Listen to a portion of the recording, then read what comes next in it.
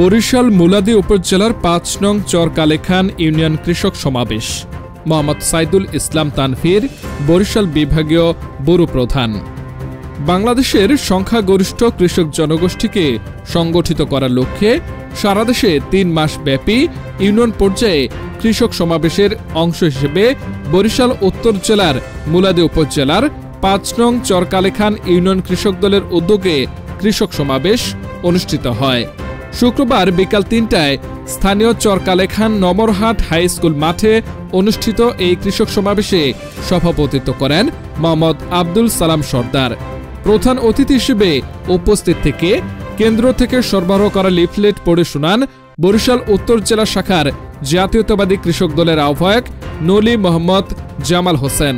বিশেষ অতিথি হিসেবে উপস্থিত থেকে কেন্দ্র থেকে সরবরাহ করা লিফলেট কৃষকদের উদ্দেশ্যে পড়ে শোনান মুলাদী উপজেলা কৃষক দলের আহ্বায়ক ভিপি সালাম কবির ও সদস্য সচিব কাজী মিজানুর রহমান।